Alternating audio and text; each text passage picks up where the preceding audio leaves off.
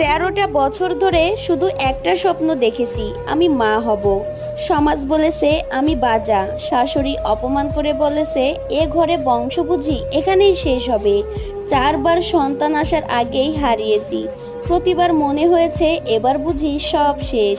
স্বামীর মুখেও ধীরে ধীরে ভালোবাসা হারিয়ে যাচ্ছিল। এরকম সহ্য করছিল আমাকে, কিন্তু তারপর আল্লাহর রহমত 13 বছর পর আমার কোল একসঙ্গে ভরে গেল। আমি একসঙ্গে 4 কন্যা সন্তানের মা হলাম। শুনে কাঁদছিলাম, বুকের ভেতরটা আনন্দে ভরে উঠেছিল।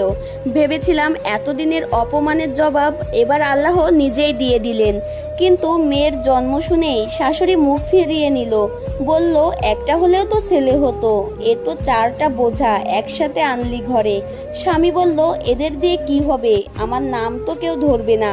আমি নির্বাক হয়ে গেলাম। 4টা কোমল মুখ, আমার হৃদয়ের টুকরো, অথচ এদের দেখে কেউ হাসলো না, আশীর্বাদ করলো না।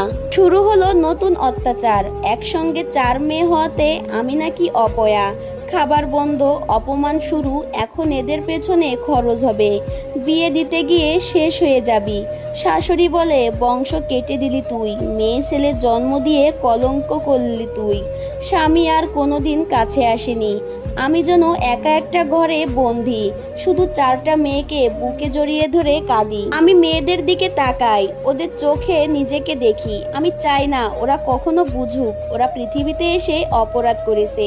আমি ওদের নিয়ে বাঁচবো, লড়বো। সমাজ না বুঝলেও আমি জানি মেয়ে মানেই আলোর টুকরো। আমি একজন গর্বিত মা যে 4টা রত্ন পেয়েছি। আল্লাহ আমাকে যা দিয়েছেন তা নিয়ে আমি কখনো আফসোস করব না। কিন্তু এই সমাজের জন্য লজ্জা হয় যারা এখনো মেয়ের জন্মকে অভিশাপ ভাবে। মা বাবার কাছে সন্তান কখনো বোঝা হয় না, অভিশাপ হয় না, অপয়া হয় না।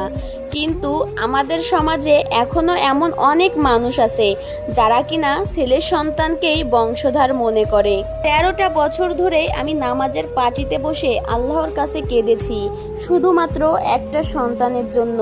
কত মানুষের কত কথাই না শুনেছি, আপন পর সবাই বলেছে, কিন্তু আমি কানে নেয়নি। শুধু ওই আল্লাহর কাছে বলেছি, আল্লাহ তুমি আছো, তুমি দেখো। আজ আমার কোল জুড়ে 4টা কন্যা সন্তান। আমি কখনো আফসোস করি না যে আমার 4টা কন্যা সন্তান, বরং আমি গর্বিত যে আমার 4টা কন্যা সন্তান আছে। এখন আমি সবাইকে বলতে পারি যে আমিও একজন মা, আমিও মা হয়েছি। 13টা বছর পর আমি মাতৃত্বের স্বাদ গ্রহণ করতে পেরেছি আমার এই 4 কন্যা সন্তানের জন্য।